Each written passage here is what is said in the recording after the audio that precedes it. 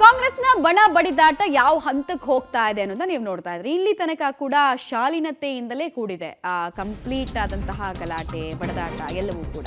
But ಮುಂದೇನು? ರಾಜ್ಯ ಕಾಂಗ್ರೆಸ್ನಲ್ಲಿ ಈಗ ಪವರ್ ಶೇರಿಂಗ್ ನ ಲೆಕ್ಕಾಚಾರ ಹೇಗೆ? ಗುಂಪುಗಾರಿಕೆ, ಸೀಕ್ರೆಟ್ ಮೀಟಿಂಗ್ ಬಳಿಕ ಡಿನ್ನರ್ ಪಾಲಿಟಿಕ್ಸ್ ಸರಣಿಯಾಗಿ ನಡೀತಾ ಇದೆ. ಗುಂಪುಗಳ ವರ್ಧನೆ ಆಗ್ತಾ ಇದೆ.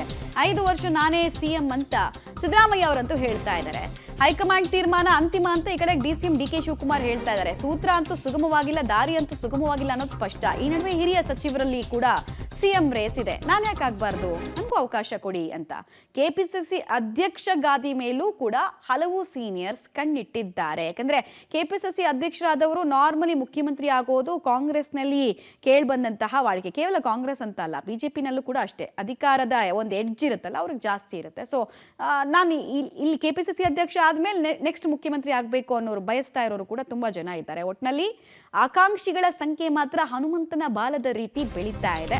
ಮತ್ತು ಡಿಸಿಎಂ ಡಿಕೆ ಶಿವಕುಮಾರ್ ಅವರ ಹಾದಿ ಸುಗಮ ಆಗತ್ತಾ ದುರ್ಗಮ ಆಗತ್ತಾ ಅಂತ ನೋಡಿದ್ರೆ ನಿಮ್ಮ ವಿವೇಚನೆಗೆ ಅದನ್ನ ನಾವು ಬಿಟ್ಬಿಡ್ತೀವಿ. ಪವರ್ ಶೇರಿಂಗ್ ಲೆಕ್ಕಾಚಾರ ಕೊನೆಗಾಣಿಸುತ್ತಾ ಹೈಕಮಾಂಡ್? ಇಲ್ಲಿ ತನಕ ಸಾಧ್ಯ ಆಗಿಲ್ಲ. ಇನ್ಮೇಲಾದ್ರೂ ಮಾತಾಡದಂತೆ ಶರ ಭರಿಸ್ತಾರಾ? ಗೊಂದಲ ಗದ್ದಲ ಬಗೆಹರಿಸೋದಕ್ಕೆ ಡಿಕೆ ಶಿವಕುಮಾರ್ ಅವರು ಒತ್ತಡ ಹಾಕ್ತಾನೇ ಇದ್ದಾರೆ.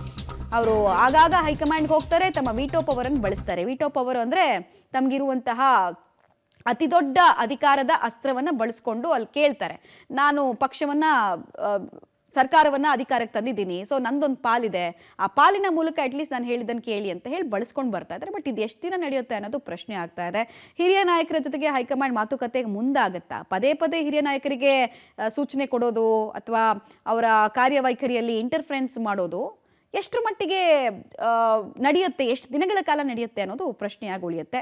ಡ್ಯಾಮೇಜ್ ತಪ್ಪಿಸೋದಕ್ಕೆ ಹೊಸ ಮಾರ್ಗವನ್ನು ಹೈಕಮಾಂಡ್ ಏನಾದರೂ ಕಂಡುಕೊಳ್ಬೋದಾ? ಪವರ್ ಶೇರಿಂಗ್ ಪಾಲಿಟಿಕ್ಸ್ ಚರ್ಚೆಗೆ ಎಂಟ್ರಿ ಆಗ್ತಾರಾ ವರಿಷ್ಠರು, ಅಥವಾ ಇಲ್ಲಿರೋರನ್ನೇ ಕೆಲವರನ್ನ ದೆಹಲಿಗೆ ಕರೆಸ್ಕೊಳ್ತಾರ ಅನ್ನೋದು ಪ್ರಶ್ನೆ. ಮತ್ತೆ ಈ ರೀತಿ ಗುಂಪುಗಾರಿಕೆ ಎಲ್ಲ ಸಸಿಯಲ್ಲೇ ಚ್ಯೂಟ್ ಹಾಕ್ಬಿಡ್ಬೇಕು ಅನ್ನೋದು ಅವ್ರ ಪ್ಲಾನು. ಆದರೆ ಸಾಧ್ಯನಾ? ಪ್ರಶ್ನೆ ಇದೆ.